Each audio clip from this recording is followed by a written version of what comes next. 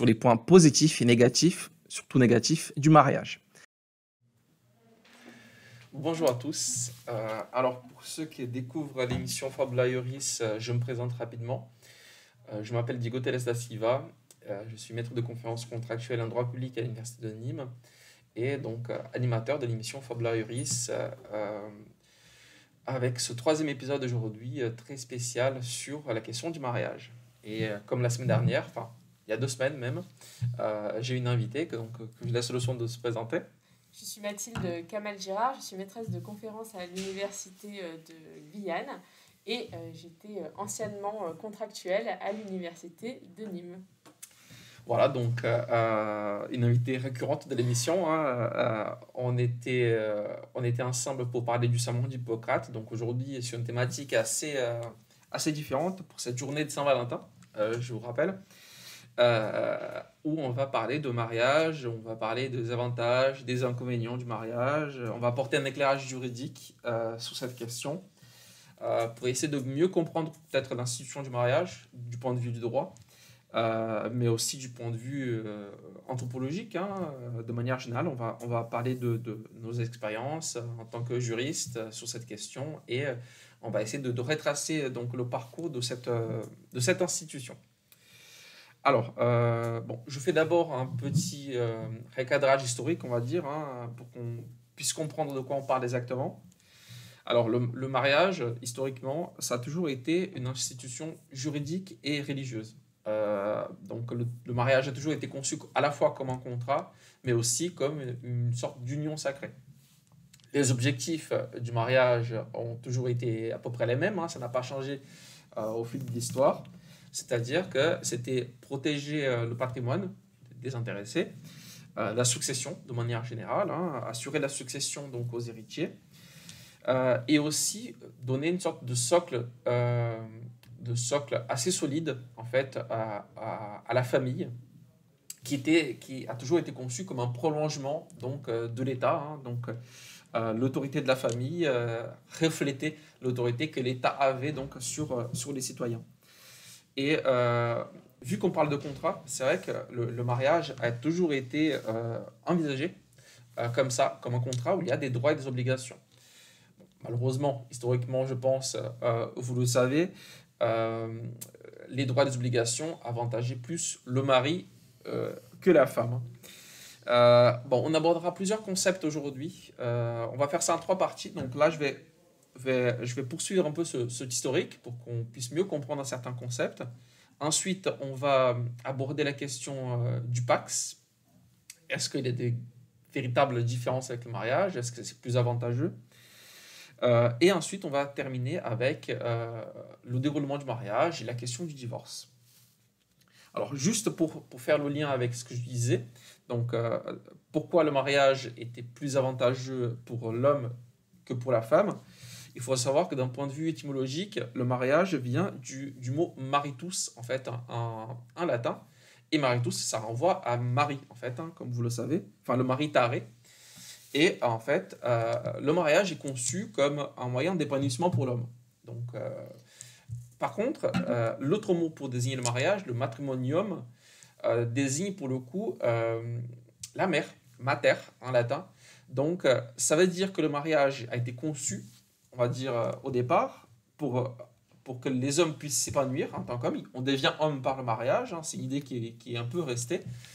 Le chef de famille. Et ensuite, par contre, la femme, elle s'épanouit non pas en tant que femme, mais en tant que mère. Et puis surtout, le matrimonium, le monium, c'est le rempart. Et c'est à la fois, on va dire, peut-être une forme d'épanouissement pour la mère, mais c'est aussi une forme, on va dire, de protection qui est mise autour d'elle et qui peut aussi se révéler être un enfermement. C'est ça. De conception, c'est vrai qu'on n'est pas forcément dans une connotation négative ici. Le matrimonium, au fait de mettre l'accent sur la figure de la mère qui enfante, qui donne la vie, c'est pas forcément négatif. Mais c'est vrai que le fait que le mariage soit un lieu d'épanouissement pour l'homme et un lieu d'épanouissement pour la mère, ça dénote déjà une certaine inégalité dans les rapports de mariage.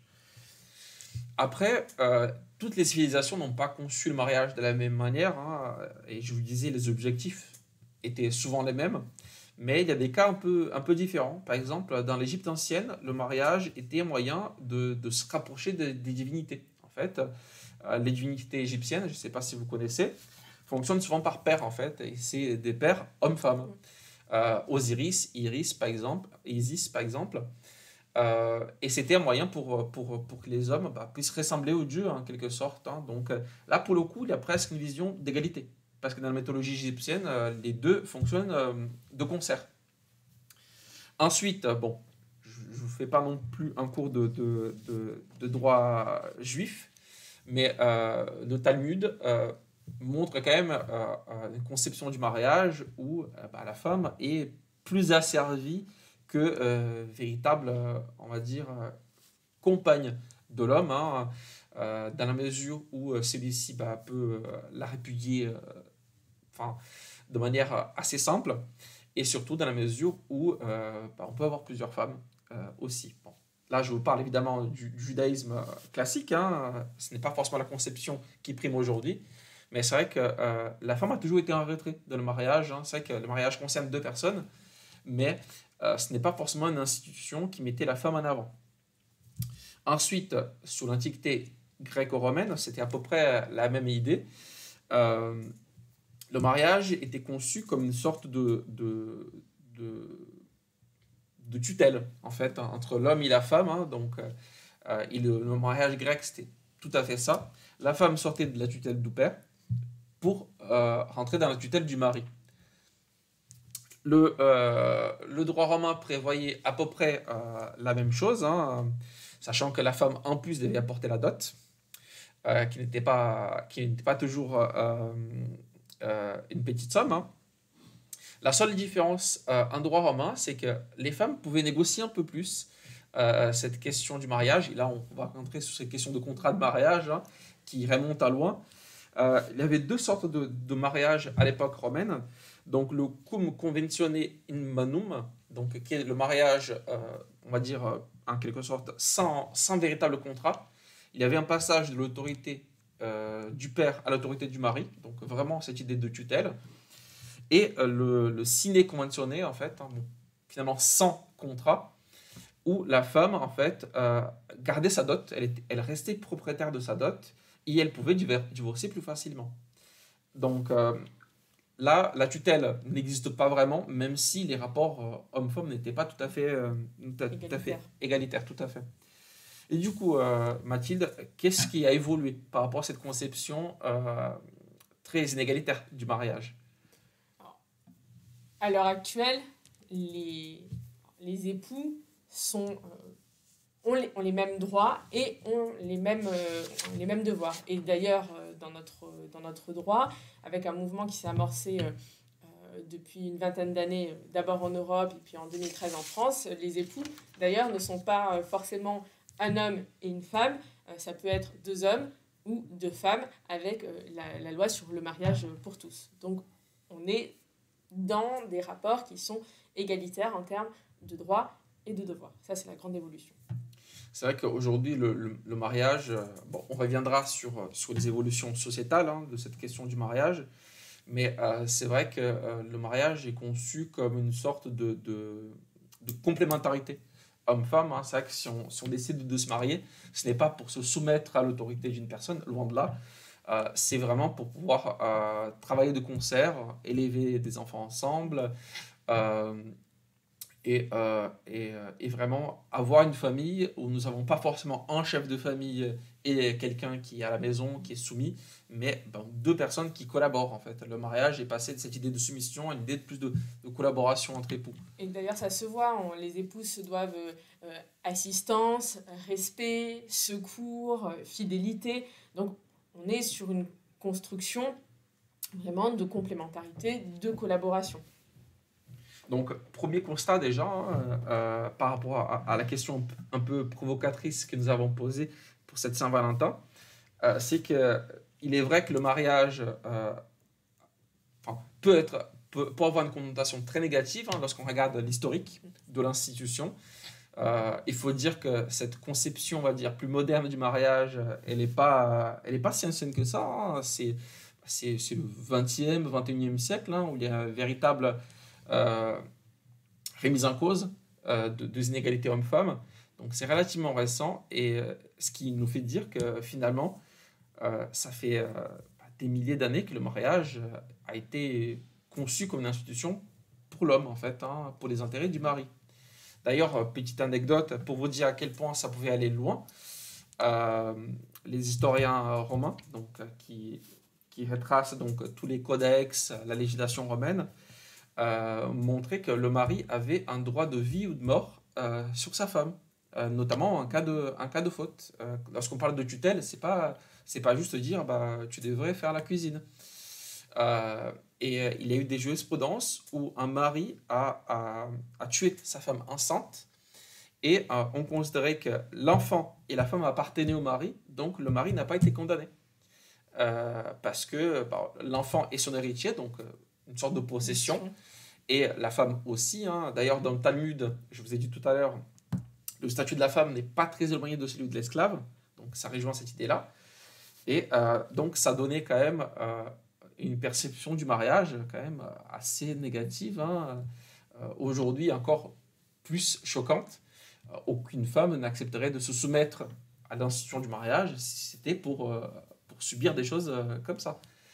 Évidemment, comme l'a dit très bien Mathilde, ça a changé. On est dans un contexte beaucoup plus moderne où l'égalité prime, en tout cas sur le papier. Sur le papier, oui. En tout cas sur le papier. Donc le mariage est peut-être une institution plus positive, en tout cas plus intéressante aujourd'hui. Ce qui a changé aussi, c'est au 19e siècle, quand on est passé d'un mariage qui était finalement purement patrimonial à la naissance du mariage d'amour aussi. Cette arrivée du mariage d'amour, du mariage romantique. Alors, il en reste aussi, hein, quand on demande aux gens pourquoi voulez-vous vous marier. Alors, il y a certainement des cyniques qui mettront en avant l'argument patrimonial de suite devant, mais très souvent, en fait, c'est plutôt une sorte d'élan, peut-être d'ailleurs un petit peu mystique, parce qu'on a l'impression que ça va sublimer le couple, alors que c'est pas forcément le cas. Mais étrangement et de manière paradoxale, et on va le voir, les avantages du mariage par rapport à d'autres formes d'union restent des avantages patrimoniaux. C'est ça, c'est ça. Et c'est très intéressant ce que tu dis, parce que c'est vrai que le mariage a toujours été conçu, mais vraiment jusqu'au 19e siècle, hein, et toute la littérature, même romantique, le présentait comme ça, la littérature galante le représentait comme ça. Le mariage est une affaire de raison, plus que d'amour. Et petit à petit, et on va en reparler dans quelques semaines, hein, les contes de fées ont contribué à répandre cette idée, bon, qui existait déjà par ailleurs, hein, du mariage d'amour, en dépit des convenances. Par contre, ce que les contes de fées maintiennent, c'est la question des mésalliances, en fait. C'est vrai qu'on fait un mariage d'amour, mais vous voyez rarement, il y a des exceptions, hein, un prince épouser une femme de ménage. Les princes épousent des princesses et vice-versa. Ou parfois, bah, ils épousent en tout cas des gens riches. Donc, d'où cette question patrimoniale, de se marier entre égaux, en quelque sorte, hein. Donc, le 19e siècle a amorcé cette transition entre le mariage de raison vers le mariage d'amour, ce qui adoucit quand même l'institution, hein. C'est vrai, la rend plus séduisante. Mais même à cette époque, ce qui primait, bah, c'était, voilà, oui, on peut se marier avec celui qu'on aime, mais ça serait bien qu'on aime des gens de notre rang social. Et d'ailleurs, l'apparition du mot race, en fait, il vient d'abord de cette idée de race noble par rapport aux roturiers. Et finalement, le mariage, c'était une manière de préserver la race au sens de la noblesse. Tout à fait. Tout à fait. Bah, les mésalliances, c'était ça, hein, c'était ne pas disperser le patrimoine, hein, protéger le patrimoine avant tout. Et donc le mariage devait être le prolongement de cette protection, hein, donc bah, des personnes du même rang. Il y avait des exceptions, hein, il y a eu des exceptions dans la littérature, mais aussi dans la vraie vie. Mais c'est vrai que c'est ce qui primait, en tout cas, c'est ce qui était mis en avant. Après, Donc ici, bon, on n'est pas très bien avancé, hein, honnêtement. On est passé d'une institution clairement pas séduisante à une institution plus séduisante sur le papier. Mais du coup, est-ce qu'il y a d'autres possibilités aujourd'hui? Est-ce qu'il y a d'autres alternatives au mariage? Alors, d'abord, c'est être, j'ai envie de dire, tout simplement en couple. Hein, c'est l'union libre, le concubinage. Finalement, simplement, on s'installe ensemble, on vit ensemble, et puis, j'ai envie de dire, advienne que pourra. Mhm. L'autre possibilité, c'est le Pacs. Alors, le Pacs, au départ, finalement, ça a été plutôt conçu comme une alternative pour les couples homosexuels qui ne pouvaient pas accéder au mariage. Et on va voir que sur bien des aspects, en fait, le Pacs se rapproche du mariage. Et puis, bon, le mariage avec, finalement, tout un tas de configurations possibles selon que l'on se marie, eh bien, sans contrat de mariage, avec contrat de mariage. En fait, derrière le mariage, il y a quand même plusieurs modalités. Tout à fait. Justement, donc je reprends cette transition, hein. Il y a grosso modo hein, quatre possibilités, hein, on va dire, lorsqu'on souhaite vivre ensemble, en couple, hein, j'entends, mais qui sont plus ou moins avantageuses hein, du point de vue du droit. Et c'est vrai que si on a une lecture froide des institutions, si on oublie un peu cette question de l'amour, qui est importante, hein, on va le voir, mais qui joue plus sur des ressorts émotionnels. Donc c'est vrai qu'on ne prend pas toujours des décisions de raison, mais si on s'assoit et si on regarde vraiment les avantages et les inconvénients, la réponse peut être un peu surprenante. Bon, l'union libre, donc comme tu disais, hein, c'est se mettre ensemble. Enfin, on est un couple, hein, on a un copain, une copine depuis quelques mois, quelques années, on peut habiter ensemble, ça peut être l'union libre. Ça commence à s'officialiser ou à devenir plus concret avec le concubinage, qui se distingue un petit peu de l'union libre parce qu'il peut conférer quelques droits. Pas beaucoup, mais quelques droits quand même. Et il faut savoir que le concubinage, donc le fait d'habiter avec une autre personne, hein, parce qu'il faut quand même cette vie commune, il est inscrit à l'article 115-8 du Code civil, donc on a légiféré dessus, c'est pas quelque chose qu'on a laissé au hasard, justement pour pouvoir encadrer un petit peu cette question de la vie commune. Alors, est-ce que c'est intéressant, le concubinage? Ça rend plus libre. Voilà. L'avantage est du point de vue de la liberté. Alors, j'ai envie de dire, finalement, il faut presque être meilleur juriste pour protéger son partenaire quand on est en concubinage que lorsqu'on conclut un pacte ou lorsqu'on conclut, lorsqu'on se marie. Juste une anecdote. Moi, j'ai acheté une maison avec donc celui qui est devenu mon époux. Et à l'époque, on n'était pas mariés, donc on était en concubinage. Et on s'est demandé, mais comment faire pour se protéger l'un l'autre? Alors, on achetait ensemble, donc qu'est-ce qui se passe? Indivision. Mhm.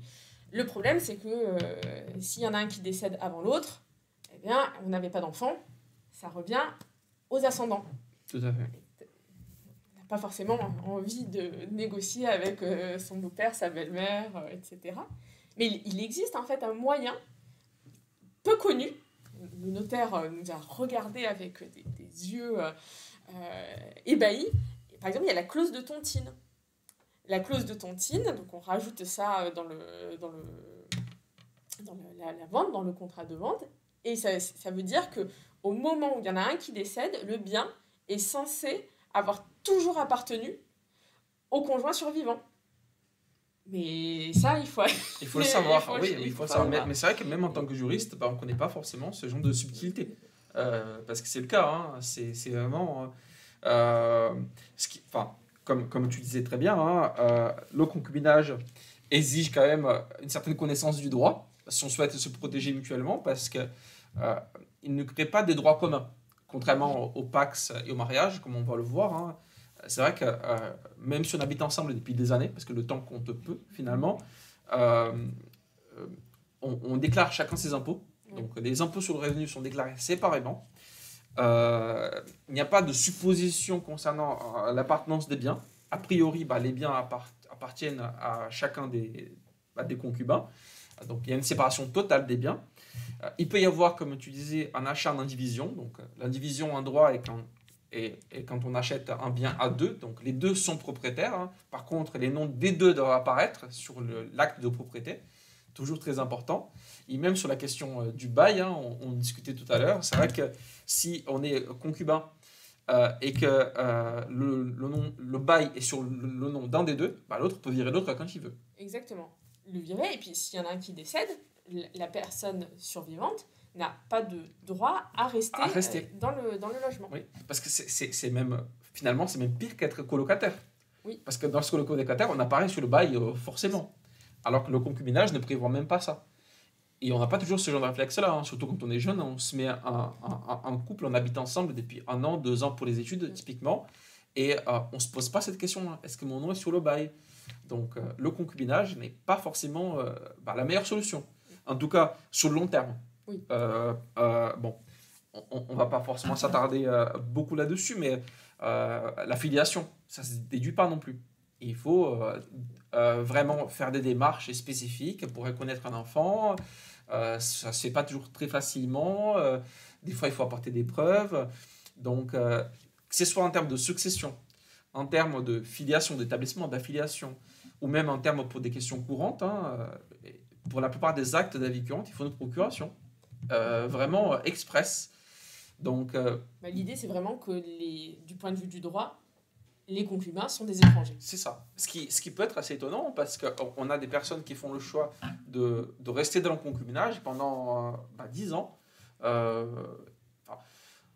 Bien sûr, quand tout se passe bien, ça ne suscite pas de problème.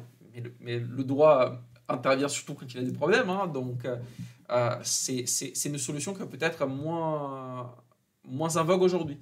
Surtout parce qu'on a le PACS, qui est une alternative très intéressante.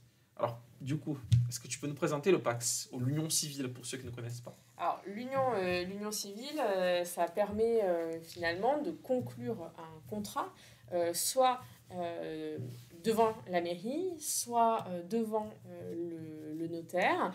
Et ce contrat va permettre d'offrir une protection aux deux pacsés, sans avoir forcément on va dire la lourdeur du mariage, mais en offrant une protection qui est quand même, somme toute, similaire, que ça soit en matière justement de logement.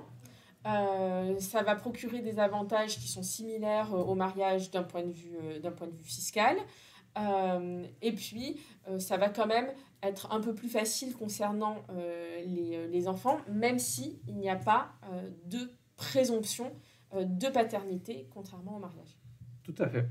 En fait, le PACS, comme tu l'as très bien dit, a été conçu donc, pour les couples homosexuels. Hein. C'était une alternative, parce c'était intéressant que tu commences par là.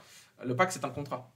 Il n'a pas cette dimension religieuse que le mariage peut ou non avoir. Hein. Ce n'est pas une obligation, encore moins aujourd'hui. Mais c'est vrai que le PACS était conçu comme un contrat. Et comme il y a toujours eu cette polémique sur les rapports, sur les unions homosexuelles du point de vue de la religion, hein, c'était une alternative. Il se trouve que, ironie du sort, le PACS finalement aujourd'hui plus utilisé par les couples hétérosexuels que par les couples homosexuels. En partie parce que le mariage est ouvert à tous, mais aussi parce que le PACS offre cette souplesse.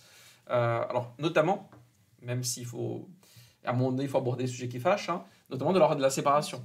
C'est vrai que le concubinage, c'est une liberté totale. Le PACS exige quand même quelques subtilités lors de la séparation, mais c'est très facile. Et c'est vrai qu'on est libre de rompre le PACS, hein, parce que ça reste un contrat. Et c'est vrai qu'un contrat, ça peut être résilié. Si on pousse la comparaison jusqu'au bout, hein, ça peut être résilié. Après, au niveau des avantages, c'est vrai qu'en termes d'avantages fiscaux, on peut avoir une déclaration commune des revenus. On parlait aussi de la succession. C'est vrai qu'on va faire rapidement la distinction ici. Hein, en matière successorale, on peut faire des donations. Et les taxes ne sont pas toujours les mêmes en fonction de notre statut. Hein, et lorsqu'on est en concubinage, les taxes montent jusqu'à 60%. lors d'une donation. Alors que dans là, j'ai pas les chiffres en tête, hein, mais lors du Pacs, c'est beaucoup plus bas. C'est beaucoup plus avantageux donc de faire des donations pour les questions d'héritage, toujours plus intéressant. Euh, pour... Cela dit, pour les successions, le Pacs seul n'est pas forcément très intéressant. Il faut l'associer à un testament. Oui, oui, C'est vraiment tout à fait. un conseil. Ouais.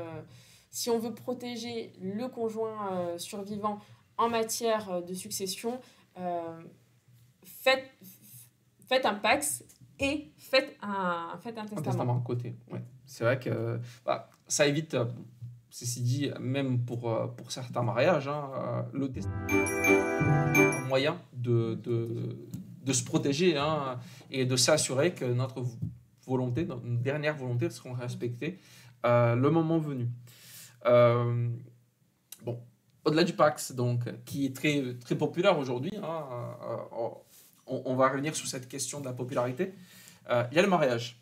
Alors, le mariage, on disait, il a une dimension juridique, contractuelle, une dimension religieuse aussi, hein, qui reste encore très forte, hein, malgré le recul de la religion dans certains pays comme la France. Quels sont les principaux avantages du mariage par rapport au Pax, du coup? Comment est-ce que tu défendrais le mariage par rapport au Pax? Alors, d'un point de vue froid, tout à fait froid et rationnel, ce qui n'a pas été du tout le cas, parce que moi, quand j'ai demandé c'est moi qui ai fait ma demande en mariage, j'étais en train de, de trier les chaussettes et de faire des paires, et il m'a semblé que C'est le moment approprié. c'était le moment approprié, que les deux on faisait la paire, et pourquoi pas se marier.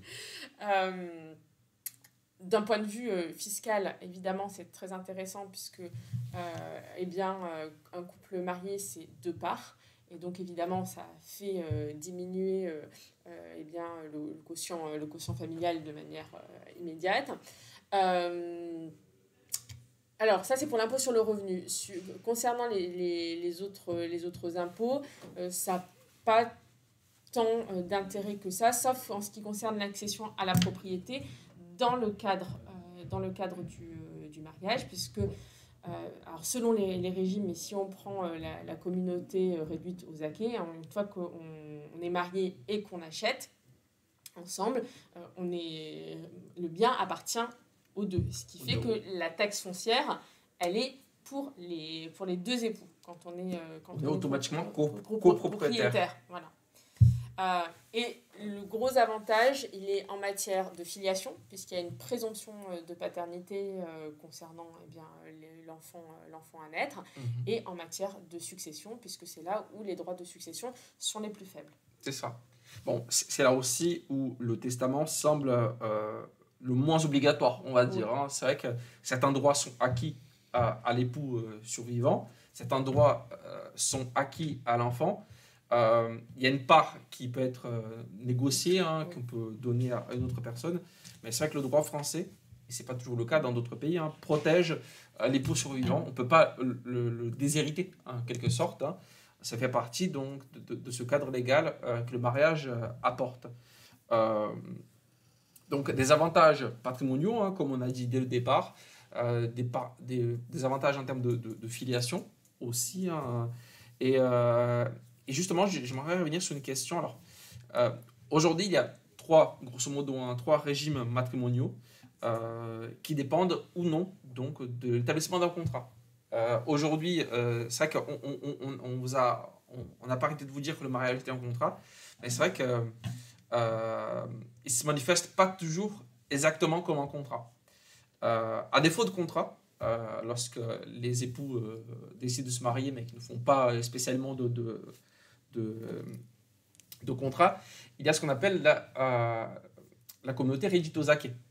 Donc, c'est lorsque les biens qu'on va acquérir après le mariage vont appartenir aux deux époux. Donc, il y a cette présomption de copropriété, hein, et pas seulement sur les grands achats, les maisons, mais aussi les meubles, tout ce qu'on achète et tout ce qu'on gagne aussi, hein, parce que le salaire, il faut que vous le sachiez, hein, le salaire fait partie des acquis. Oui. Donc, il n'appartient plus à l'homme ou à la femme, il appartient au foyer, donc au couple. Bon, il y a quelques, je ne ferai pas un cours non plus là-dessus, il y a quelques biens qui sont exclus, quand même, des biens propres, notamment en héritage. Oui, voilà. Mais bon, lorsqu'on n'a pas de contrat, tout ce qu'on va acquérir à partir du mariage appartient aux deux époux. Et c'est vrai qu'en cas de divorce, bah, c'est un partage. C'est un partage 50-50 hein, entre les deux époux. On peut aller plus loin. Du coup, si on décide vraiment de faire un contrat, un bon et due forme, quelles sont les possibilités? Alors, on peut décider de vraiment tout partager, tout ce qu'on avait avant. Par exemple, on peut avoir une communauté universelle. Donc là, les biens, on décide de mettre tous nos biens dans la communauté. C'est-à-dire, vous étiez propriétaire tout seul d'une maison. Eh bien, vous allez la mettre dans la communauté. Elle va, à partir de ce moment-là, être pour les deux époux. Et puis, on a la séparation de biens aussi. On peut avoir les biens entièrement séparés, même en étant marié. Et d'ailleurs, ça a une incidence, ça peut avoir une incidence d'un point de vue fiscal, parce que si on sépare les biens et que l'on vit dans des endroits différents, alors dans ce cas-là, on peut faire une déclaration fiscale séparée quand bien même on est marié, alors que par principe, normalement, on fait une seule déclaration fiscale lorsque l'on est marié. C'est ça. Donc finalement, deux alternatives, hein, la séparation ou la communauté des biens, sachant que, honnêtement, la plupart des couples en France, hein, lorsqu'on se marie, on ne fait pas de contrat. Donc on est dans un régime de communauté réduite aux acquis. Hein, donc rentre dans la communauté que ce qu'on va acquérir à partir du mariage.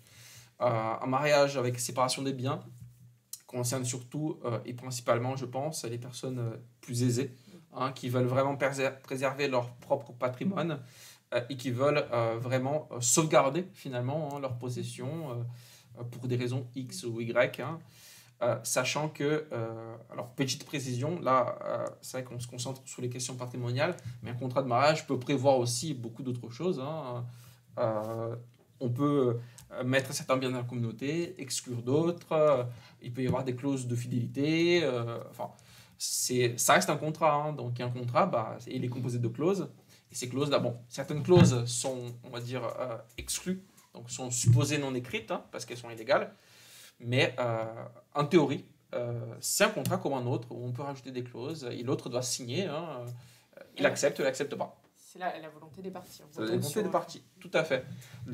Oui. Alors là aussi, hein, je pense que vous connaissez tous le « je l'accepte », qui est une formule en fait très juridique. Hein. On ne parle pas d'amour quand on dit « je l'accepte », c'est le consentement. C'est le consensualisme hein, qui caractérise les contrats. On ne peut pas être parti dans un contrat sans l'avoir accepté, sans contrainte. Donc lorsqu'on dit bah, « je l'accepte bah, », en fait, on est en train de signer un contrat. Et d'ailleurs, en parlant de consentement, on pourrait aborder autre chose que la question patrimoniale. Voilà, question. On arrive dans les questions épineuses, hein, parce que jusqu'à maintenant, on est resté assez neutre, hein, je pense. C'est vrai que jusqu'à maintenant, alors, si on met de côté le contexte historique turbulent du mariage, on va dire, le mariage semble quand même intéressant. Je ne suis pas marié. On a deux exemples ici. Hein, je ne suis pas marié. Mathilde est mariée. Mais ça se tente, le mariage. Hein, jusqu'à maintenant, bon, Saint-Valentin, si jamais vous avez des idées pour ce soir, ça se tente pour l'instant. Mais là, on va aborder des sujets un peu plus délicats. Alors, Mathilde l'a très bien dit tout à l'heure, hein, c'est vrai que le mariage, mais le Pacs aussi, hein, suppose certaines obligations. On parlait de contrat. Un contrat crée des droits et des obligations. Et les obligations sont au nombre de 4, hein, principalement. Respect, fidélité, secours et assistance. Du très classique. Hein. Il y a une solidarité entre époux. C'est vrai que là, c'est l'article 212 et 215 du Code civil qui le disent. Hein. C'est pas chacun fait sa vie. Lorsqu'on est marié, on a une destinée commune, hein, en quelque sorte. Donc, il y a ces obligations-là. Par contre, c'est peut-être l'héritage religieux de la chose. On a déduit une autre obligation qui, pour le coup, elle, est plus délicate à aborder. C'est le devoir conjugal. Alors oui, ça provient du fait qu'on déduit de la communauté de vie une communauté de lit. Et donc que les époux devraient avoir des rapports sexuels entre eux, Régulier, hein. réguliers d'ailleurs. Ça rejoint aussi l'idée que le mariage, en fait, est aussi une affaire de procréation et de transmission du patrimoine. Et qui dit transmission du patrimoine dit nécessité d'avoir des héritiers.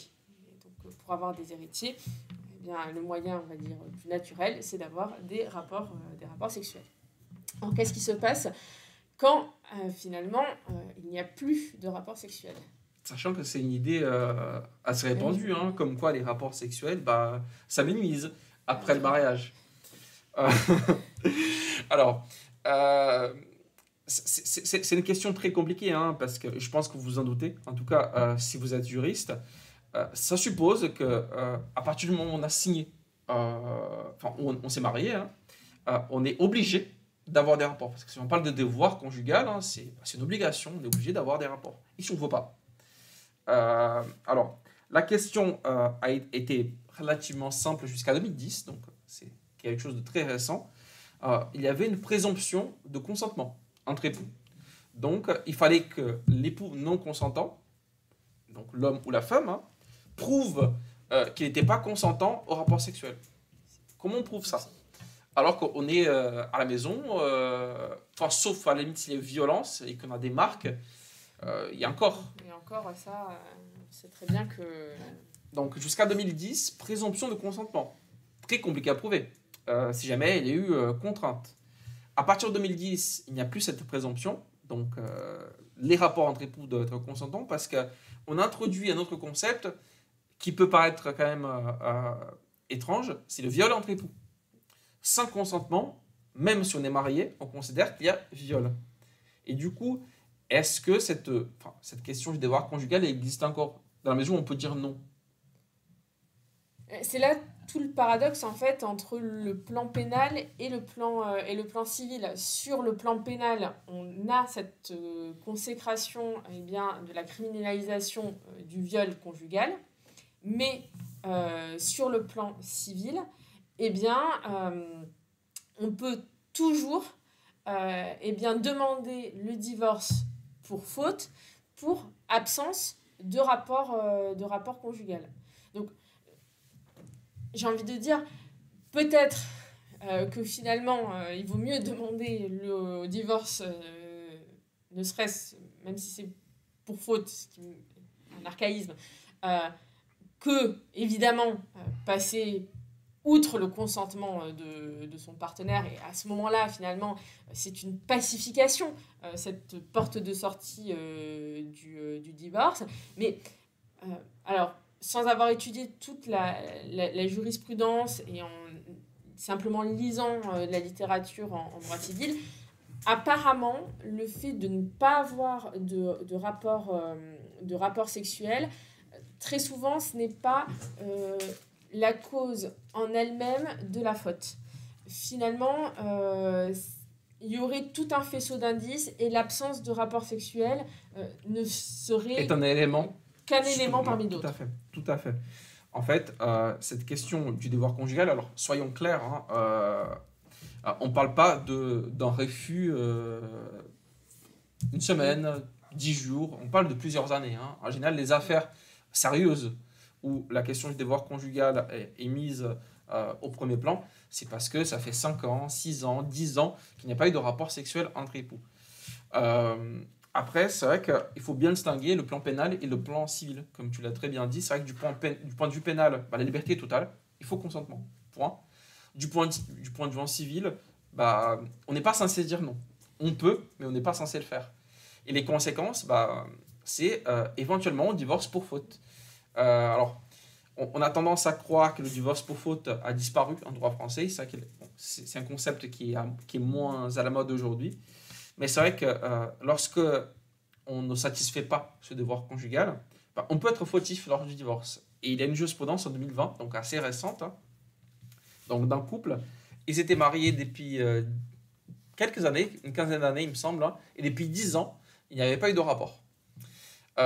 Et le mari, bon, il y avait d'autres éléments qui ont joué, mais il a réussi à obtenir donc un divorce pour faute et il a même obtenu des dommages et intérêts. Parce que c'est ça la conséquence, hein, la conséquence civile, ce sont des dommages et intérêts pour toute cette période finalement où il est resté marié, bon, a priori fidèle, en tout cas c'est ce qu'il a argumenté, et il n'a pas eu donc, enfin, cette obligation n'a pas été remplie.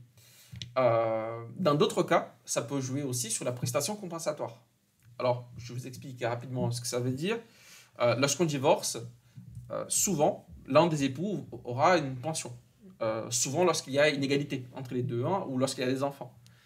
Lorsqu'il y a une égalité, et lorsque l'inégalité est très grande, on a aussi une pension compensatoire qui est là pour assurer le maintien d'un certain style de vie à l'époux qui a peut-être fait des sacrifices d'ailleurs hein, pour l'autre tout au long de sa vie et qui part perdant dans le mariage. Si le devoir conjugal n'a pas été rempli, on peut perdre cette pension compensatoire. Donc c'est une sanction quand même assez forte. Hein. Alors que juridiquement, on a le droit de dire non. Alors le juge va vraiment rentrer finalement dans la chambre des époux et en fait cette absence de rapport sexuel doit... alors c'est à la fois une question de temps et aussi une absence de justification, c'est-à-dire que il faudrait qu'il n'y ait pas eu de rapport sexuel sans qu'il y ait de causes réelles et sérieuses, à savoir par exemple la maladie, le traumatisme, etc. Et c'est dans ce cas-là qu'il y aurait possibilité d'avoir la faute et donc finalement d'éviter de verser cette prestation compensatoire. Mais d'un point de vue, on va dire, féministe, finalement, cette idée de lier les rapports sexuels à la prestation compensatoire, ça rejoint certaines théories féministes qui nous disent finalement le mariage c'est une forme de prostitution et cette prestation compensatoire à la fin si ça se termine mal et qu'il y a un divorce est bien le témoignage de cette relation elle pécuniaire. est là parce qu'elle a accepté de coucher avec son mari. Exactement. Évidemment. Après, je ne vous cache pas que cette question est quand même polémique. Hein. L'affaire la plus récente, donc, c'est 2020, où l'époux a eu gain de cause, finalement. Par contre, l'affaire est partie à la CEDH. Donc, il me semble qu'on n'a pas la décision encore, mais l'épouse a contesté cette décision de la justice française auprès de la CEDH, donc la Cour européenne des droits de l'homme, sachant qu'en 1995, la CEDH a condamné le Royaume-Uni pour une affaire similaire, où ils avaient fait valoir le devoir conjugal lors d'un divorce pour faute, et on considérait, dans cette logique plus féministe, que ce n'était pas acceptable, que c'était un concept obsolète. C'est comme l'exigence de virginité avant de se marier. On constate que toutes ces choses-là sont obsolètes. Donc là, on a déjà vu un côté plus obscur, j'ose dire, du mariage. Mais d'ailleurs, le divorce, on peut avoir le divorce pour faute, pour absence de rapport sexuel au sein du couple. Et puis, on peut aussi avoir un divorce pour faute parce qu'il y a eu adultère. Tout à fait. Aussi. Alors là aussi, on insiste sur la question. C'est vrai qu'un concubinage, il n'y a aucune obligation mutuelle. Indépendamment de ce qu'on fait, chacun est libre. À partir du Pacs et à partir du mariage, on a un devoir de fidélité. Donc interdiction de l'adultère. Sachant qu'en France, jusqu'à 1975, c'était relativement grave, c'était pénalisé. C'était à la fois une faute civile, donc violation du contrat, mais aussi une faute pénale. Ça a été dépénalisé en 1975, comme je disais. Et aujourd'hui, j'ai l'impression qu'on est même passé, avec l'avènement d'Internet, des applications, dans l'excès inverse. Non seulement l'adultère n'est plus interdit, enfin, n'est plus pénalisé, on va dire, il est toujours interdit en théorie, mais il est parfois encouragé. C'était l'affaire Ashley Madison. Tout à fait. Au Royaume-Uni. Avec ce site internet dont l'objet était justement de créer des relations adultères. Donc, renversement quand même assez étonnant, même si théoriquement cette obligation de fidélité existe encore.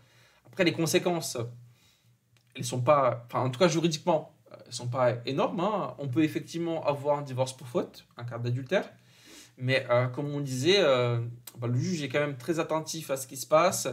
Et il ne distribue pas des dommages et intérêts comme ça, hein. Un adultère ne suffit pas pour obtenir une réparation de la part de l'époux ou de l'épouse infidèle. Donc, un adultère, finalement, a peu de conséquences juridiques, hein, au final, sachant qu'on est dans un contexte, encore une fois, où il est parfois encouragé, hein, aujourd'hui.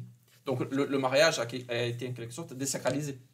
Oui, et d'ailleurs, en témoigne le nombre de divorces à l'heure actuelle.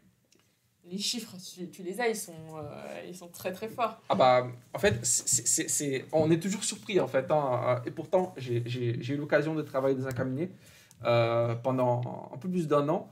Et enfin, grosso modo, hein, toutes les semaines, je faisais au moins deux, trois divorces. Donc, avec les affaires qui s'en suivaient, hein, des gardes d'enfants, etc. Donc, j'ai toujours su que c'était répandu, mais c'est vrai que c'est plus étonnant lorsqu'on regarde les statistiques. Et on est, alors, même pas un mariage sur deux. En fait, 1,8 mariages débouchent sur un divorce. Donc, ce sont des chiffres quand même assez éloquents, déjà, sur le fait que le mariage aujourd'hui, est-ce qu'il est très différent du Pacs, en fait? Parce qu'on disait que le Pacs, c'est facile de se séparer, mais apparemment, on n'a pas trop d'égard non plus à l'égard du mariage, hein, au divorce, assez facilement, en tout cas en France. Avec des conséquences qui sont parfois surprenantes, cette fréquence des divorces. Par exemple, pour faire le lien entre l'aspect, on va dire, reproductif du mariage, donc le mariage, c'est fait donc, pour faire des enfants, hein, traditionnellement. Euh, Au vu des statistiques, par exemple des divorces, si vous souhaitez, à l'heure actuelle, alors même que vous avez eu des enfants, si vous souhaitez vous faire stériliser, soit par ligature des trompes, si vous êtes une femme, soit par vasectomie, si vous êtes un homme, la grande majorité des médecins vont refuser de le faire. Et cela en dépit même de la loi qui demande simplement un consentement éclairé du patient, à savoir il prend rendez-vous soit avec le gynécologue, soit avec l'urologue, il attend 4 mois et normalement, eh bien, il peut avoir son opération, être stérilisé. Eh bien, la grande remarque qui est faite quand on s'inscrit dans cette démarche-là, c'est « Ah oui, mais vous savez, vous allez peut-être divorcer et vous allez vouloir refaire votre... » Il est même très probable, hein, si on regarde les Il statistiques. est très probable que vous divorciez. Et donc, en divorçant, vous allez certainement refaire votre vie et vouloir des enfants. Donc, on ne va pas, eh bien, vous stériliser.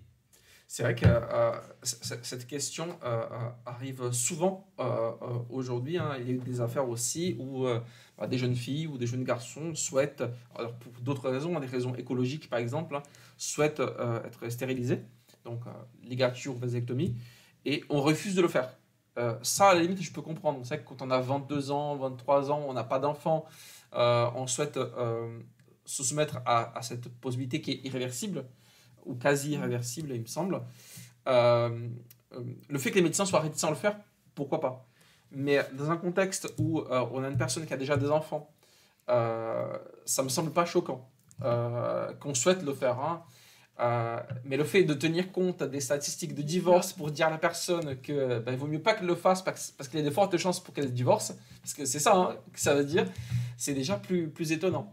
Sachant que ça suppose autre chose, ça suppose aussi que si on se marie ou si on se rémarie, du coup, on a une quasi-obligation d'avoir des enfants. Enfin, aujourd'hui, les gens supposent que si on se marie, c'est pour avoir des enfants.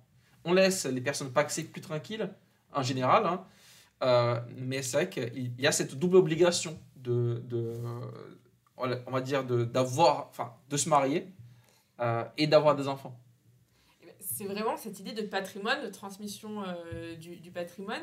Et alors, j'ai écouté une information qui était aussi un petit peu surprenante. Donc, on parle souvent dans le divorce de la garde des enfants. Tu l'as dit tout à l'heure, les affaires de divorce, en fait, on va régler cette question de la garde des enfants. Eh bien, en Espagne, maintenant, le juge doit trancher au moment du divorce la question de la garde des animaux domestiques. Aussi, il ne doit pas statuer uniquement sur la garde des enfants, mais aussi sur la garde du chien, du chat ou de la tortue. Ah ben, mais c'est presque compréhensible parce que ces dernières années, j'ai l'impression, beaucoup de couples ont renoncé à avoir des enfants. Ils ont des animaux de compagnie à la place. Donc ça devient des enfants en fait, hein, aussi. Et donc, Mais c'est très intéressant comme évolution du mariage, du coup. Hein, c'est vrai que, bon, dans certains pays, c'est dit, les animaux peuvent hériter. oui, C'est pas le cas de la France, mais dans certains pays, on peut être un chat avec des millions. on pense à celui de Karl Lagerfeld. Tout à fait, tout à fait. Euh, bon, histoire de vous rassurer, parce que je pense que on s'adresse en grande partie à nos étudiants. Si on regarde les statistiques, déjà, pour commencer, hein, le mariage, le divorce plutôt, intervient souvent au bout de la 5e année. Donc, apparemment, la 5e année est un cap dans le mariage. Et surtout, c'est quelque chose qui intervient beaucoup plus fréquemment dans la quarantaine. La plupart des hommes divorcés ont 42 ans, la plupart des femmes divorcées ont 44 ans. Donc, c'est associé enfin, quelque chose qui est un peu mythique, fantasmé, la crise de la quarantaine, en fait, hein, qu'on ne vit pas tous de la même manière, mais il y a peut-être du vrai là-dedans, puisque bah, le divorce intervient dans cette période-là. Et bon, si on regarde à 42, 44 ans, si on a eu déjà des enfants, très souvent, bah, ils ont quoi, 10 ans, 12 ans, 15 ans, ils sont grands. Et on peut aussi se demander si on ne divorce pas à 42, 44 ans, parce que les enfants sont grands et c'était peut-être aussi une envie qui existait Ah auparavant bon. et qui a été mise de côté le temps de laisser grandir les enfants. C'est ça, c'est ça. Et je pense que ça doit arriver souvent. Ce qu'il faut, c'est forcément les statistiques, hein, parce qu'on parle d'un divorce sur deux, mais il y a beaucoup de situations de couple qui sont déjà, on va dire, dégradées avant même d'arriver au divorce. Hein. Et c'est vrai que le mariage crée des obstacles supplémentaires au divorce, hein, parce qu'il faut négocier la garde des enfants, il faut négocier le patrimoine. Et là, autant vous dire que c'est resté. Hein. Le divorce, enfin, le mariage est une question de patrimoine parce que si on n'a pas beaucoup de patrimoine, en fait, ça se règle très vite. Hein. On a le divorce à l'amiable. Et quand j'ai travaillé dessus, ça se résume à remplir quelques papiers. Hein. On rencontre les deux personnes, on remplit des papiers, ça va très très vite. Par contre, lorsqu'on a beaucoup plus de biens, voilà, on rentre dans des histoires sordides, des accusations plus ou moins vraies, les mensonges, les trahisons. On commence à chercher dans le passé de la personne tout ce qui a pu être un élément supplémentaire dans notre dossier. Donc ça devient un règlement de compte, hein, le divorce contentieux, qui peut aussi avoir lieu lorsqu'on n'a pas beaucoup de richesse, hein, mais qui est plus courant lorsqu'on a des biens. Parce que bah, il faut régler cette question du partage. Vu qu'on ne fait pas toujours un contrat, bah, il y a cette communauté réductesa qui s'applique, donc toujours un peu délicat dans cette question-là. Sachant qu'un constat, alors là aussi étonnant, mais on va le mettre en contexte. Depuis 2017, les chiffres du chômage n'arrêtent pas de baisser en France de manière significative. Hein. Le divorce a toujours été en hausse jusqu'à 2017. Et là, il est en baisse. Par contre, on peut se poser la question, est-ce que les divorces sont vraiment en baisse ou est-ce que c'est tout simplement des gens qui se marient moins?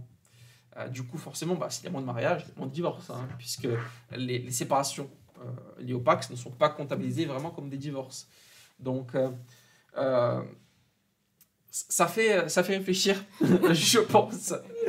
Alors, c'est pas pour vous dissuader de vous marier, hein, jeunes gens, mais c'est vrai que le mariage a des implications juridiques tentaculaires. Hein. C'est vrai que dans la conception chrétienne, l'homme et la femme deviennent un seul être, enfin dans la conception, on va dire, religieuse du mariage, voilà. Et c'est vraiment une destinée commune. Et il y a des incidences sur tous les aspects de notre vie. Hein. Donc, c'est vrai que c'est pas forcément quelque chose qui doit être pris à la légère.